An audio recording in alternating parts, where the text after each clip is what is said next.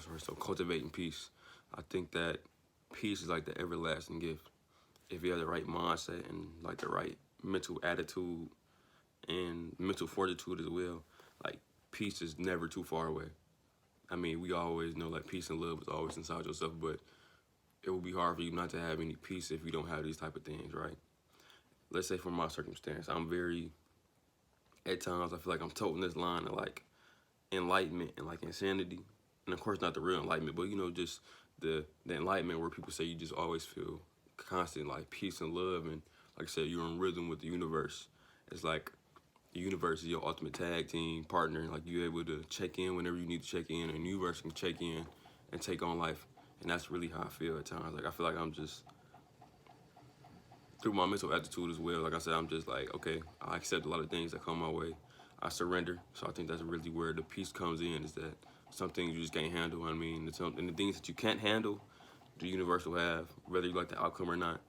You don't have to do it. The universe will, provide for you and be able to take care of it.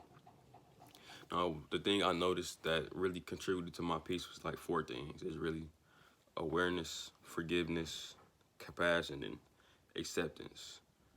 I think the simple thing to explain awareness is literally just taking time to really go within, meditate. Like meditating is like, I know, like I said, everybody be like, you gotta meditate. And I think initially when I first started, I'm like, oh, why do I gotta meditate?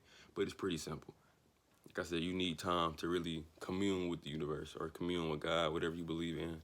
And that communion results in silence and in darkness, because all things that really was created came out of darkness, and that's really where it resides.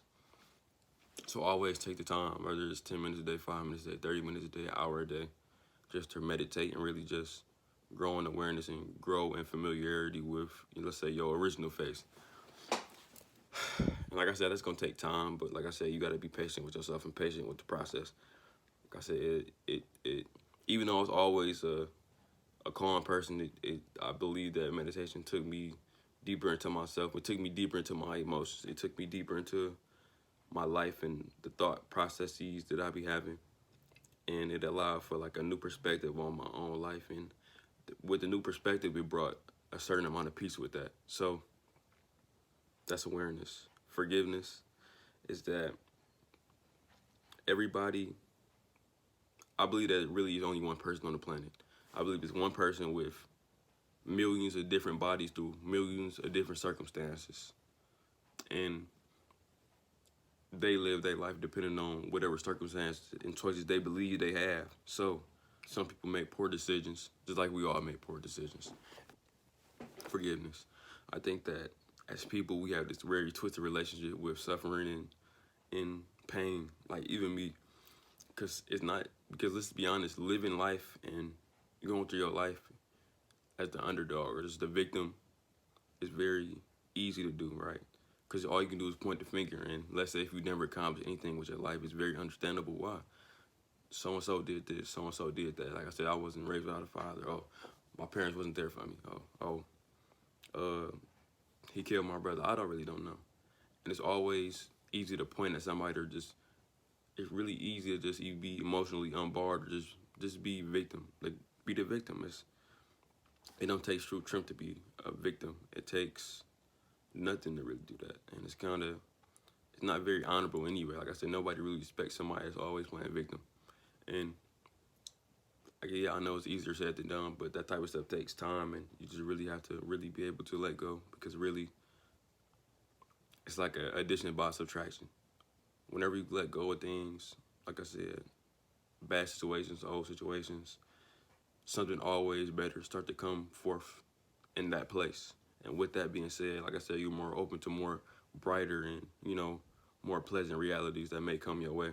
For example, how people love suffering is that people, for example, myself, people don't care for me for a long time. So when people started caring for me, I'm like, I want them, like, I literally want people to not care about me. I want, in a twisted way, I wanted people not to care about me and who I was and my plans in life, just because they did it for so long, and now that they changing, or the outer world is starting to reflect, the growing beliefs inside my mind, is like, it was always it was causing me to suffer because I'm like, oh, I don't like people knowing about me. I don't like people even trying to support me because for so long they didn't support me. So I want to stay in this state of suffering and feel like nobody care about me in this lowly state because I want to suffer. And a lot of that stuff is you got to really learn how to forgive people because people can't be everywhere at once. People got their own lives going on where they have to wake up every day. They got to wake up to a life they don't like. Most people don't like it. They don't like themselves. And you're expecting somebody with that type of attitude to care about you or really envelop themselves around you. And it's very selfish. It's very childish. It's very childlike. And is it bad inherently? No, but like I said, that's the thing about life is that it is what it is. And you just got to move forward with it and accept it as it is.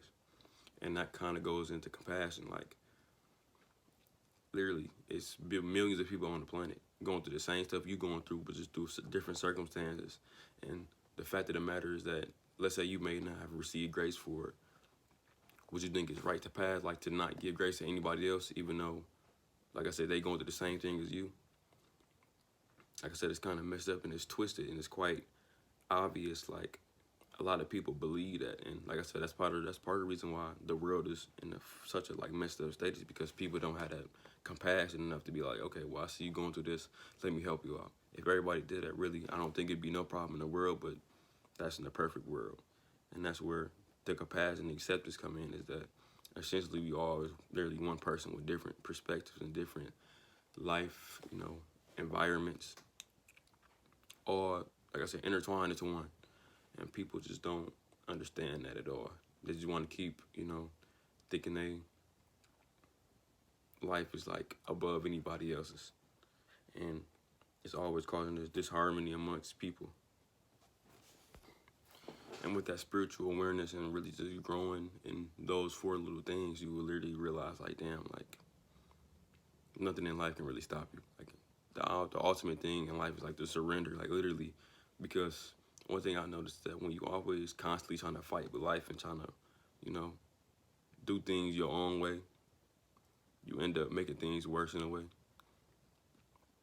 And not just for yourself, but just for everybody around you.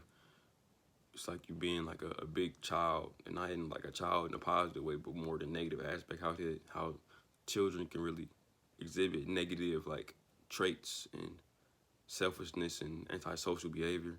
That's how you really become. So growing in spiritual awareness and really being able to look at people like we are one, literally, because I mean that's what I believe. I don't want to push my beliefs on anybody, but that's how I look at life. I look at everybody like they one person, and I treat everybody as like my teacher. I learn through people every day. I love vicariously living through people and hearing stories about people telling me about their life, and that's how I live. I find a lot of excitement in it. But it's like Thanos acquiring the Infinity Stone. I feel like I'm just putting more power into my tool belt, into my my Infinity Gauntlet going throughout my day-to-day life. So yeah, so cultivating peace really takes awareness, forgiveness, compassion, acceptance, and patience. I mean, that's a third, fifth one, but patience. So yeah, if y'all like the video, like, comment, subscribe, and I will see y'all later. Thank you.